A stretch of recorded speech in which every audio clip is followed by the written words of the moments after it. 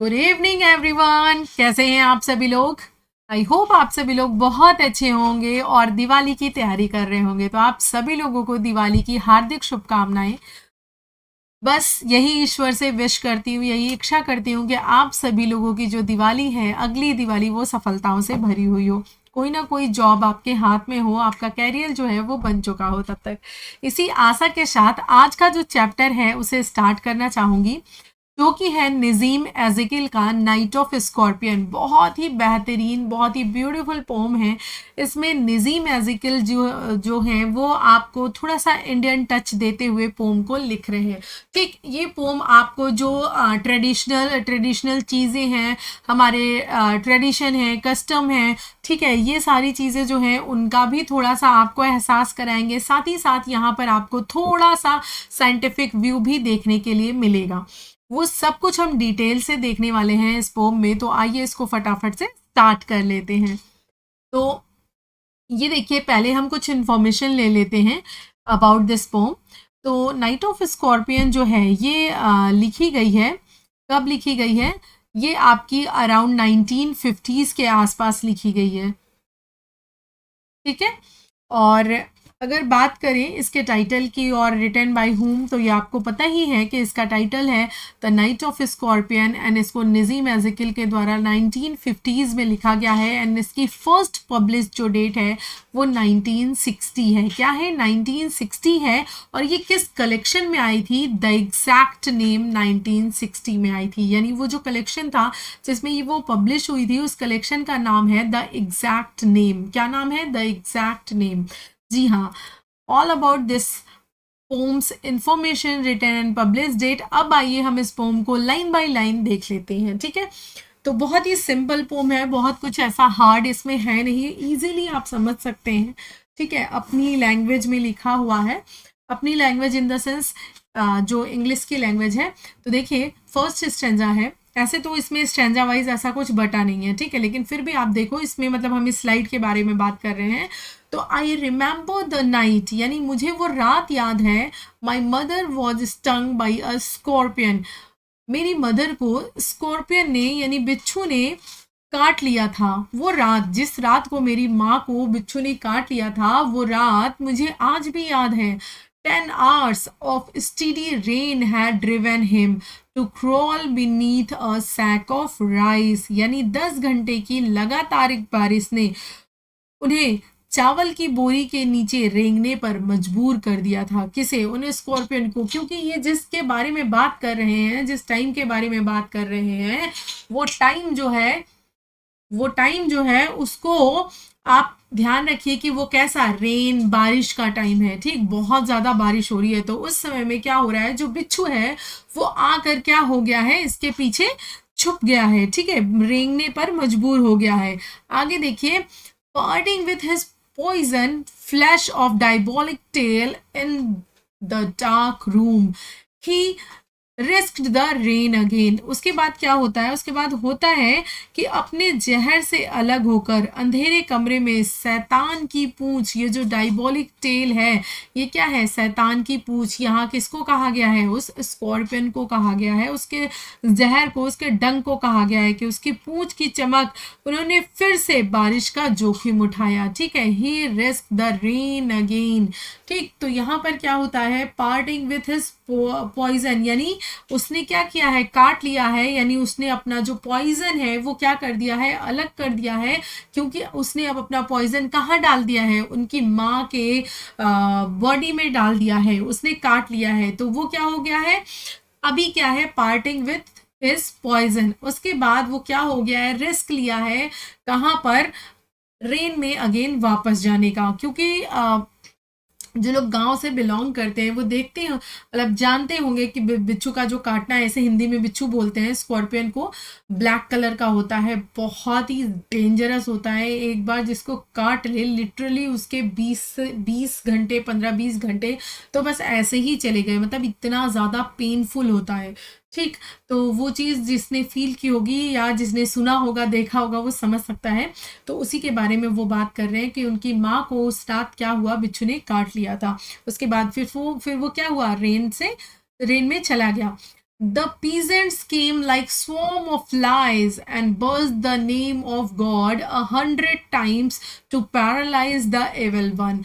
यानी कि वो जो peasants हैं, यानी जो वहाँ के किसान हैं, जो किसान लोग हैं, वो केम आए कैसे, like swarm of flies, यानी बिल्कुल किसकी तरह, मधुमक्खियों की झुंड की तरह. मीन्स क्या है मधुमक्खियों की झुंड की तरह, मतलब जैसे कि गांव में जब पता चला कि हाँ उनको बिच्छू ने काट लिया, उन्हें स्कॉर्पियन ने बाइट कर लिया है, तो लोग क्या है इतना ज़्यादा संख्या में, इतनी तेजी से संख्या में, ज़्यादा संख्या में लोग आए, तो उसी को वो बोल रहे हैं swarms ऑफ फ्लाइज. यानी कि आपने देखा होगा गांव वगैरह की, ये एक आप कह सकते हो कि क्वालिटी है, विशेषता है कि वहां अगर किसी को कुछ होता है तो मानो पूरा गांव जो है वो उमड़ पड़ता है. इतनी एकता, इतनी यूनिटी, एक दूसरे के प्रति इतनी भावना होती है. और वहीं सिटी बिल्कुल इससे अलग है. सिटी में अगर कुछ भी मतलब होता है तो शायद पड़ोस के लोगों को पता तक नहीं चलता कि हाँ उनके यहाँ कुछ हुआ है. तो इसीलिए उन्होंने यहाँ पर लाइक swarms ऑफ फ्लाइज का यूज किया है, यानी कि मधुमक्खियों की तरह जो है वो आए. ठीक है, उसके बाद देखिए आगे हम चलते हैं और वो कह रहे हैं एंड बर्ज द नेम, और उन्होंने क्या किया, नेम की बजिंग स्टार्ट की, यानी कि वो क्या करने लगे, चैंटिंग करने लगे. और किस लिए, उन्होंने बार बार भगवान का नाम लिया, ईश्वर का नाम लिया. बर्ज the name of God 100 times, 100 times उन्होंने भगवान का नाम लिया. किस लिए लिया, to paralyse the evil one. यानी वो इविल वन कौन है, ये वो इविल वन स्कॉर्पियन है, वो बिच्छू. उस बिच्छू को भगवान मार दे, उस बिच्छू को भगवान पंगु बना दे, पैरालाइज कर दे. ये लोग जो है उसे श्राप दे रहे थे, चैंटिंग कर रहे थे, बार बार भगवान का नाम ले रहे थे और बोल रहे थे कि उस इविल वन को, उस बिच्छू को, उस स्कॉर्पियन को, हे भगवान तुम पैरालाइज कर दो. With candles and with lanterns. ये जो लैंटर्न्स है इसे हिंदी में लालटेन बोलते हैं, देखा होगा आपने कभी, लालटेन जलाई जाती थी. Throwing giant scorpion shadows on the mud baked wall they searched for him, he was not found. यानी कि क्या हुआ, उन्होंने क्या किया, फिर उनके हाथ में जो भी कैंडल्स थे, ये कैंडल्स क्या थे, वो ये कैंडल्स टॉर्च थे, जो टॉर्च होते हैं गांव में, वो टॉर्च कैंडल्स. एंड ये जो लालटेन्स होती हैं वो, उन्होंने उन कैंडल से और उन लालटेन से क्या किया, उस जाइंट स्कॉर्पियन का एक शेडो बनाया. कैसे बनाया, अपने हाथ में कैंडल्स को और लैंटेन्स को उठाया ऊपर की तरफ, और उससे क्या एक आकृति, एक शेडो बनाने की कोशिश की. किसकी, स्कॉर्पियन की. किस पर, वो जो मड बेक्ड वॉल थी, वो जो वॉल थी उनके घर की, जहां उनकी मदर लेटी हुई थी, उसी वॉल पर ठीक वो क्या कर रहे थे, उसकी रोशनी डाल रहे थे, लैंप की, लालटेन की रोशनी डाल रहे थे. और वहां पर क्या है, बिच्छू की परछाई जो है वो डालने की कोशिश कर रहे थे. और उन सभी लोगों ने उसको खोजा, बिच्छू को खोजने की कोशिश की. ही वॉज नॉट फाउंड, लेकिन वो बिच्छू जो है उनको मिला नहीं, क्योंकि वो बिच्छू तो भाग गया था.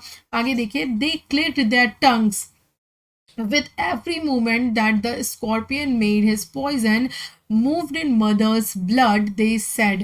आगे उन्होंने क्या कहा, उन्होंने अपनी जीभ को मतलब इस तरह से चटकाया, और फिर बिच्छू की हर हरकत के साथ उसका जहर माँ के खून में चला गया. मतलब उनका ये कहना था कि जिस जिस तरह से बिच्छू ये चीज़ आपने सुना होगा, स्कॉर्पियन के बारे में भी कहा जाता है. और जो मधुमक्खी होती है, मधुमक्खी नहीं कह सकते आप उसे, क्या बोलते हैं, literally I'm missing the specific name. मधुमक्खी जो पीली पीली पीली कलर की होती है, येलो कलर की, तो वो जब बाइट करती है, वो जब काटती है, तो लोग ये कहते हैं कि वो जब तक उड़ेगी, वो जैसे जैसे मूवमेंट करेगी, उतना ज़्यादा पेन बढ़ता जाएगा, उतना ज़्यादा जो पॉइजन है, जहर है, वो बॉडी में घुलता चला जाएगा तेज़ी से ब्लड में. तो वही चीज़ इसके लिए भी कही जा रही है कि जितना ज़्यादा स्कॉर्पियन मूव करेगा, जितना ज़्यादा जाएगा वो, उतना ज़्यादा पेन बढ़ेगा, उतना ज़्यादा जहर जो है वो ब्लड में घुलेगा. इसीलिए लोग कोशिश करते हैं कि उसे जल्द से जल्द मार दिया जाए. उनका ये कोशिश होता है कि अगर उसको मार दिया जाएगा तो जो पॉइजन है, जो पेन है, वो स्टॉप हो जाएगा. तो इसीलिए वो उसे ढूंढ रहे थे, वो मिला नहीं, तो उन्होंने अपनी जो जीभ है उसे चटकाया और बोला कि ये जो स्कॉर्पियन है, ये जितनी भी मूवमेंट कर रहा होगा, ये जितना भी चल रहा होगा इधर उधर, उससे जो है तो ये माँ के ब्लड में जो है क्या हो रहा है, पूरा का पूरा जो पॉइजन है वो क्या कर रहा है, मूव कर रहा है, घुल रहा है. May he sit still, they said. May the sin of your previous birth be burned away tonight, they said. आगे उन्होंने क्या कहा, उन्होंने कहा कि वो शांत बैठे, मतलब उनका ये कहना था कि वो जो है, वो जो बिच्छू है, वो अगर शांत बैठ जाए या वो मर जाए तो ये जो जो जहर का तेजी से घुलना है वो क्या हो जाएगा, कम हो जाएगा। तो उन्होंने कहा कि वो शांत बैठे, और उन्होंने कहा आज रात, मतलब आपके पिछले जन्म के जो पाप हैं वो सब क्या हो गए, जल गए। May sin of your previous birth, यानी जो आपका पूर्व बर्थ है, पिछले बर्थ में आपने जो भी पाप किए थे वो सब भी बर्न्ड अवे टुनाइट, वो सब क्या हो गए, जल गए, खत्म हो गए। कहा जाता है ना, आप मतलब कि मैं ये मानकर चल रही हूँ कि जो लोग लिटरली गांव से बिलोंग कर रहे हैं वो इस पोम को बहुत अच्छे से समझ पा रहे होंगे, और जिनका गांव से टच नहीं है वो तो इस एक्सप्लेनेशन के थ्रू आई होप समझ जाएंगे। तो वहाँ पर एक्चुअली ये कहा जाता है कि जैसे कि जब 100 पाप हो जाते हैं, समथिंग लाइक दैट, तो क्या होता है, बिच्छू या फिर मधुमक्खी या इस तरह की चीज़ें क्या करती हैं, बाइट करती हैं, और उससे क्या है, वो सारे पाप जो हैं प्रीवियस ईयर के जो सिन हैं वो क्या हो जाते हैं, बर्न अवे हो जाते हैं। ठीक, बर्न अवे टू नाइट, वो सब के सब क्या हो गए, जल गए, खत्म हो गए। उन्होंने कहा कि तुम्हारी माँ के यानी आपके सारे पाप जो हैं आज क्या हो गए, खत्म हो गए पूर्व जन्म के। मे your suffering decrease the misfortune of your next birth, they said. आगे उन्होंने क्या कहा, उन्होंने कहा कि आपका दुख आपके अगले जन्म के दुर्भाग्य को कम करे। उन्होंने कहा कि आपको जो आज पीड़ा हो रही है, जो कष्ट हो रहा है, जो दर्द हो रहा है, आपकी जो सफरिंग है, डिक्रीज, वो डिक्रीज करेगा miss Fortune your next birth, यानी आपके जो आने वाला जन्म है, जो नेक्स्ट बर्थ है, उस नेक्स्ट बर्थ का जो दुर्भाग्य है उसको भी ये क्या करेगा, कम करेगा। ये जो पीड़ा हो रही है, ये जो आपकी सफरिंग हो रही है, ये आपके नेक्स्ट बर्थ की मिस फॉर्चून को कम करेगी। तो मतलब यहाँ पर वो क्या एक्चुअली प्रेजेंट करना चाह रहे हैं इस पोम के माध्यम से, आपको इंडियन कल्चर के जो अंधविश्वास हैं, जो और चीज़ें हैं, जो गाँव में लोगों का अभी भी बिलीव है, अभी भी बहुत से ऐसे विलेज एरियाज आपको मिल जाएंगे जहाँ पर कि आपको देखने के लिए मिलेगा कि अगर लोग बीमार भी होते हैं तो अभी लोगों का ये मानना है कि वो क्या होता है, उनके अंदर अंधविश्वास ये होता है कि किसी भूत का साया होगा, किसी प्रेत का साया होगा, वो ओझा के पास जाएंगे। मतलब दवाइयों से ज़्यादा वो अभी भी इन सारी चीज़ों पे खर्च करते हैं। तो ये आपको एक थोड़ा सा जो सुपरस्टिशन या थोड़ा सा जो अंधविश्वास है, ये चीज़ दिखाने की वो कोशिश कर रहे हैं अपने इस पोम के माध्यम से। आगे देखिए, may the sum of all evil balanced in this unreal world against the sum of good become diminished by your pain। आगे वो कह रहे हैं यानी कि इस अवास्तविक दुनिया में अच्छाई के योग के विरुद्ध संतुलित सभी बुराइयों का योग आपके दर्द से कम हो जाएगा। यानी आज जो आप फील कर रहे हो, जो आप सारी चीज़ें जो आप दर्द फील कर रहे हो, जो सम ऑफ इविल है, मतलब वो सब कुछ क्या हो जाएगा, बैलेंस हो जाएगा। आपका ये जो पीड़ा है वो आपके सारे दुर्भाग्य को, सारी जो बुराइयां हैं, जो भी सारी चीज़ें हैं, उसको क्या कर देगी, कम कर देगी। May the poison purify your flesh of desire and your spirit of ambition, they said. आगे उन्होंने कहा ये जहर तुम्हारी इच्छाओं को, तुम्हारे एम्बिशंस को, यानी तुम्हारी महत्वाकांक्षा की आत्मा को शुद्ध करेगा। यानी ये जो तुम्हें पेन हो रहा है, वो यहाँ पर सांत्वना देने की कोशिश कर रहे हैं कि ये जो आपका पेन है, ये जो आपका पेन है, ये जो आपकी पीड़ा है, ये क्या है, ये जो पेन और पीड़ा है, ये जो है आपके कष्ट को, जो आपको इन फ्यूचर आ सकते हैं, उससे भी आपको मुक्ति दिलाएगा। ये नहीं कि सिर्फ आपके पास्ट के कष्टों को काट रहा है, बल्कि ये आपके आने वाली जो भी सफरिंग्स है, जो भी पीड़ा है, जो भी कष्ट है, उनको भी दूर करेगा। एंड फ्लैश एंड जो flash of desire and spirit of ambition जो है, यानी कि जो भी आपकी महत्वाकांक्षाएं हैं, जो भी आपके इच्छाओं का शरीर है, यानी आपके शरीर में जो भी इच्छाएं हैं, जो भी महत्वाकांक्षाएं हैं, उन सबको क्या करेगा, ये शुद्ध करेगा। They said and they sat around on the floor with my mother in centre. यानी मेरी माँ सेंटर में थी और मेरी माँ के किनारे किनारे किनारे किनारे वो सभी क्या हो गए, बैठ गए। दे सैट अराउंड, सब चारों तरफ क्या बैठ गए, ऑन द फ्लोर यानी जमीन पर ही, with my mother in the centre, मेरी मदर के साथ। और मेरी मदर कहाँ पर थी, सेंटर में थी। The peace of understanding on each face, यानी कि क्या है, और दोनों के चेहरों पर जो समझ की शांति है वो समझ में आ रही थी, यानी जो अंडरस्टैंडिंग है, पीस ऑफ अंडरस्टैंडिंग है, यानी कि मतलब वहाँ पर वो सीन क्रिएट कर रहे हैं, आपको समझाने की कोशिश कर रहे हैं कि वो जो कहना चाह रहे हैं जो गांव वाले वो, और वो जो माँ है वो मतलब दोनों एक दूसरे की बात को समझ रहे हैं, दोनों एक दूसरे को सहमति व्यक्त कर रहे हैं। माँ हालांकि कुछ बोल नहीं रही है, लेकिन वो इनकी बातों में क्या है, सहमत है, सहमति व्यक्त कर रही है, क्योंकि माँ भी उसी कल्चर से बिलोंग करती है। माँ को भी इन सारी चीज़ों में ट्रस्ट है कि हाँ मेरे पूर्व के जन्म, आने वाले जन्म में मेरे जो कष्ट है, पाप है, वो सब क्या हो रहे हैं, कष्ट कट रहे हैं जैसे जैसे मैं सफ़र कर रही हूँ। तो दोनों का ये जो पीस ऑफ अंडरस्टैंडिंग है वो ऑन ईच फेस, यानी हर फेस पर क्या हो रहा है, प्रेजेंट हो रहा है, दिखाई दे रहा है। आगे देखिए, मोर candles, more candles, more lanterns, more neighbors, more insect and the endless rain, यानी कि और भी ज़्यादा कैंडल्स, और भी ज़्यादा लालटेन्स एंड मोर नेबर्स, और भी ज़्यादा पड़ोसी, और जो है वो लालटेन के उजालों से जो रात में आने वाले कीड़े मकोड़े होते हैं वो सब कीड़े मकोड़े, एंड एंडलेस रेन, और अंतहीन जो बारिश है वो सब कुछ थी, यानी कि मोमबत्तियाँ, लालटेन, पड़ोसी, कीड़े मकोड़े, अंतहीन जो बारिश थी वो सब कुछ उस रात में थी। इनका कहने का मतलब ये था कि ये जो और कैंडल्स और लालटेन्स दिख रहे हैं, यानी और ज़्यादा जो नेबर्स हैं वो जैसे समय बीत रहा था वैसे वैसे आते जा रहे थे, यानी लोगों का आना कम नहीं हो रहा था, और बहुत सारे कीड़े मकोड़े भी दिखाई दे रहे थे, और एंडलेस रेन भी थी।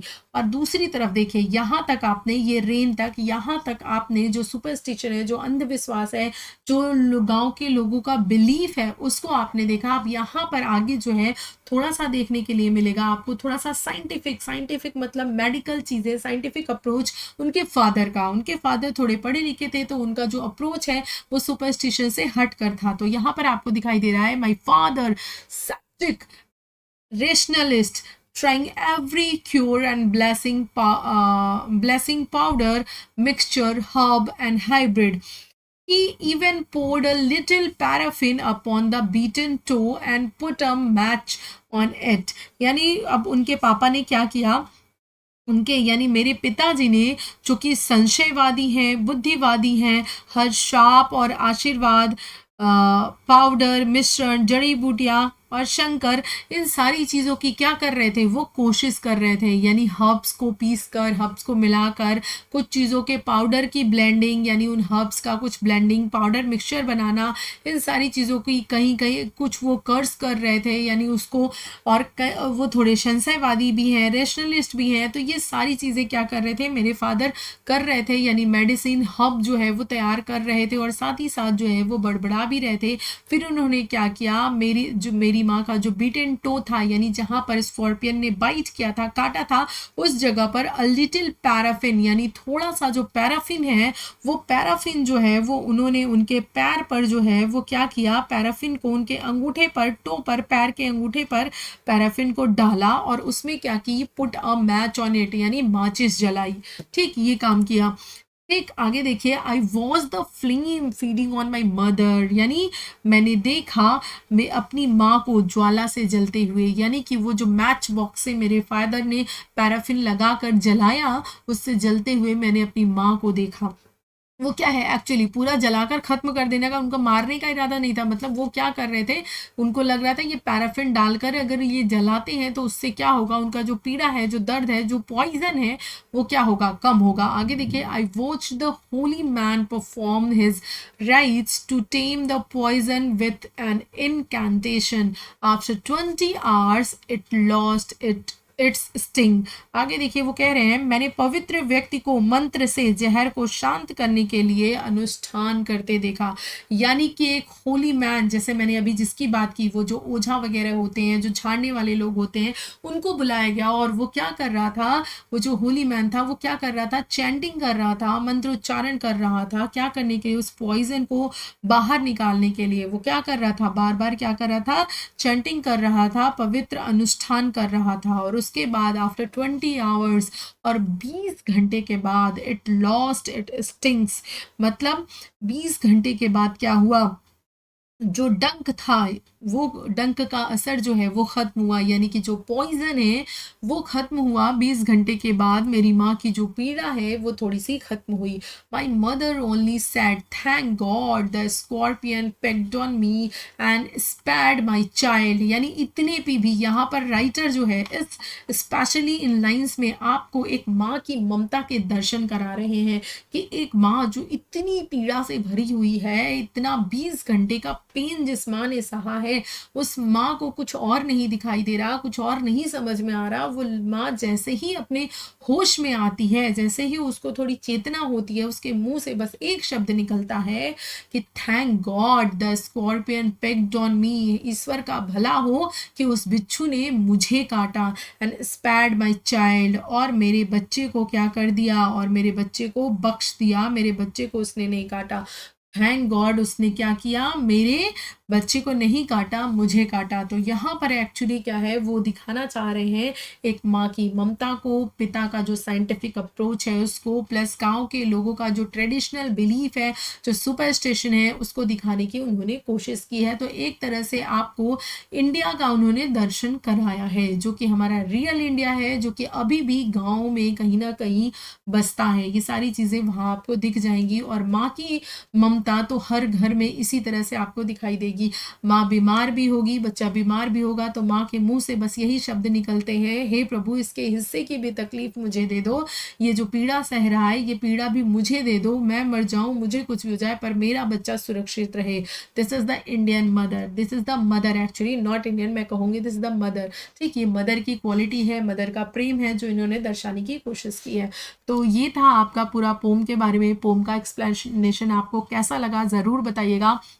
एंड हाँ, एक थोड़ी सी बात करना चाहूँगी कि आपकी जो लाइव क्लासेस हैं वो इंटरप्टेड हैं, और उसका आप रीज़न आपको पता है कि मैंने आपको बताया था कि लैपटॉप बनने के लिए गया है, उसमें कुछ प्रॉब्लम आ गई थी, और जो ये चीज़ें हैं वो वर्क नहीं कर रही थी। बट आपको पता है लैपटॉप में कोई भी मतलब ऐसा प्रॉब्लम नहीं निकला, वहाँ से आया तो वो प्रॉब्लम नहीं थी, फिर इसको करके मैनेज किया गया। होपफुली ये चीज़ें मैनेज हो गई हैं। मैं ये मतलब मुझे ये मान कर चल रही हूँ कि वॉइस ठीक जा रही होगी, क्योंकि मैंने एक बार चेक किया था तो सब कुछ सही था, तो वो चीज़ बन गई है। और मैं आज से लाइव क्लासेस ले सकती थी, बट मैंने इसलिए नहीं लिया कि अभी 2 दिन ही बचे हुए हैं आपके फेस्टिवल्स को, कल से ही स्टार्ट हो जा रहे हैं। तो ऐसे में आप लोग का बहुत ही बिजी स्केड्यूल है, इस वजह से कि आप लोग बिजी होंगे मदर फादर के साथ या फैमिली के साथ एंजॉय कर रहे होंगे, इसीलिए मैंने सोचा दिवाली के बाद से आपकी जो लाइव क्लासेस हैं एज इट इज़ स्टार्ट हो जाएंगी, जैसे कि चल रही थी सेम टाइम पर, उसी तरीके से, उसी जोश के साथ, उसी जुनून के साथ। तब तक के लिए आपको ये जो वीडियोस हैं वो इसी तरह से मिलते रहेंगे, ताकि ये जो वीडियोस हैं वो कन्वीनियंट है, आप इनको कभी भी अपने टाइम के अकॉर्डिंग देख सकते हो।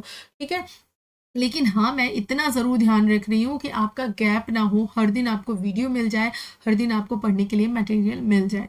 ठीक है, तो और अगर आपको मेरी ये मेहनत, मेरा ये कंटेंट, मेरा ये एक्सप्लेनेशन पसंद आता है तो मेक श्योर कि आप वीडियो को लाइक कर दें, चैनल को सब्सक्राइब कर लीजिएगा, एंड हाँ, कमेंट कर दीजिएगा ब्यूटीफुल सा, जो कि आप लोग करते हैं। जब आप लोगों के कमेंट्स देखती हूँ कि नाइस एक्सप्लेनेशन मैम, बहुत ही अच्छा लगता है सच में।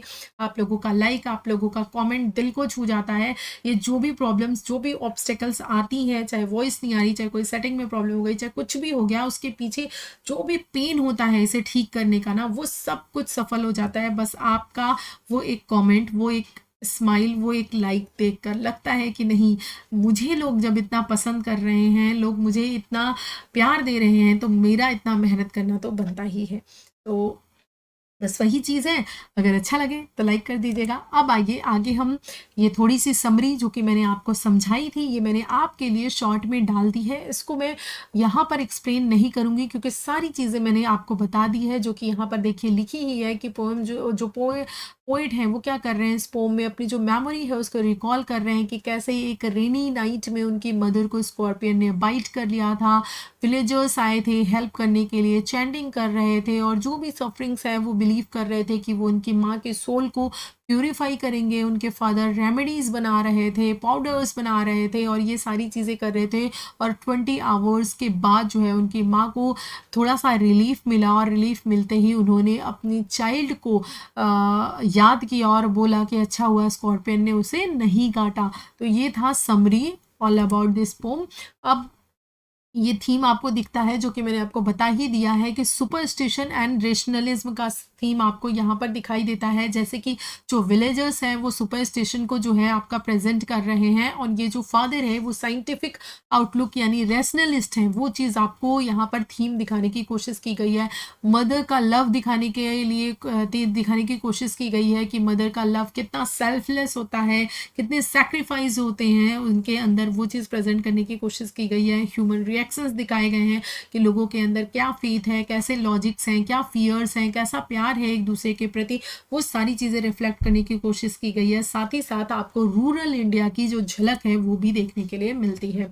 अब आइए बहुत ही इंपॉर्टेंट पार्ट जो कि है आपका फिगर ऑफ स्पीच, उसको देख लेते हैं। यहाँ पर आपको फिगर ऑफ स्पीच दिख रही है इमेजरी, ये बोलते हैं फ्लैश ऑफ डायबोलिक टेल। अब ये जो आपको डायबोलिक टेल देखने के लिए मिल रही है, ये डायबोलिक टेल क्या है, ये एक्चुअली एक विविड इमेज आपके सामने क्रिएट कर रही है, फियरफुल इमेज क्रिएट कर रही है कि कैसी उसकी टेल रही होगी, डायबोलिक शैतानी टेल, जिसने जो है वो डंक मारा, वो जहर मारा।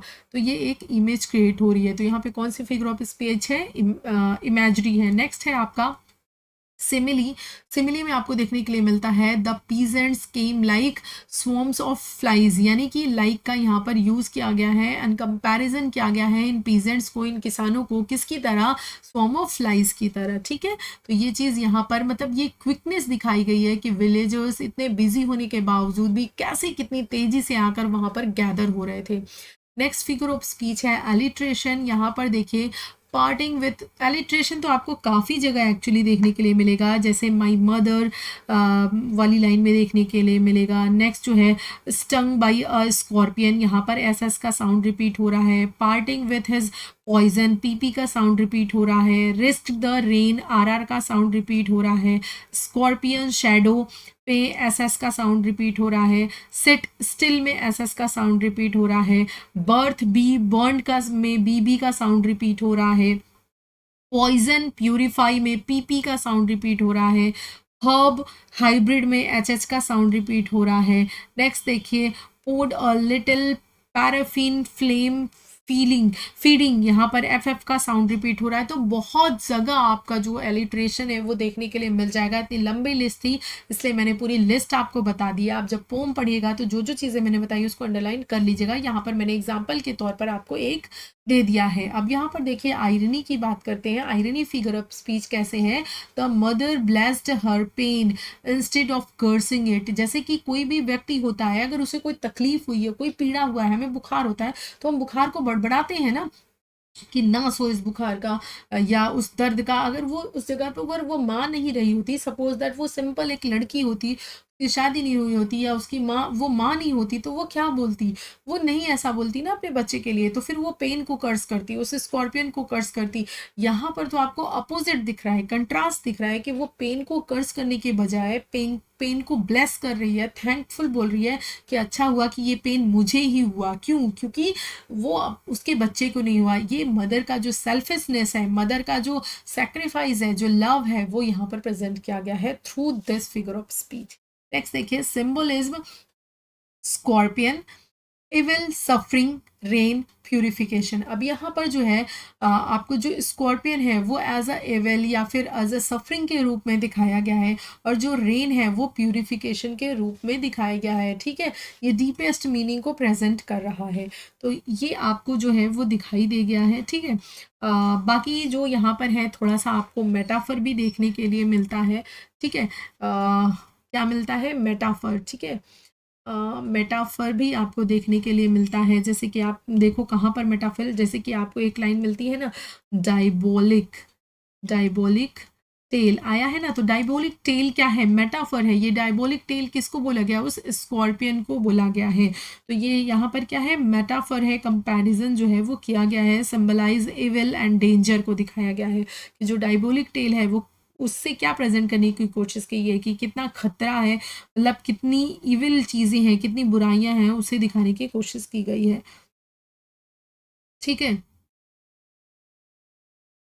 आगे और एक जगह आपको देखने के लिए मिलेगी, एंड आपको देखिए यहाँ पर ओनोमैटोपिया भी देखने के लिए मिलेगा। क्या मिलेगा, ओनोमैटोपिया। एक ओनोमैटो या, ठीक है। अब इसे कोई कोई ओनोमैटोपोइया बोलता है, लेकिन it's not a correct pronunciation, it's onomatopoeia, ठीक है।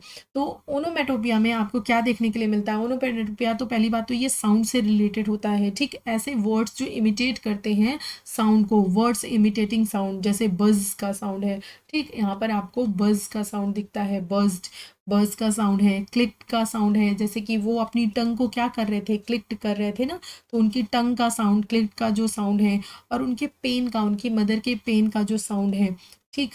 ग्रोनिंग, ग्रोनिंग जो साउंड है ये क्या है, पेन का है। तो ये सब क्या है, ये साउंड रिलेटेड है, यानी कि ओनोमैटोपिया है। एंडलेस रेन है, ठीक। ये सारी चीज़ें क्या है, कंटिन्यूएशन साउंड दिखाता है। एंडलेस जो रेन है वो क्या दिखा रहा है, कंटिन्यूएशन साउंड को प्रेजेंट कर रहा है। तो यहाँ पर आपको जो है वो ओनोमैटोपिया भी देखने के लिए मिलता है।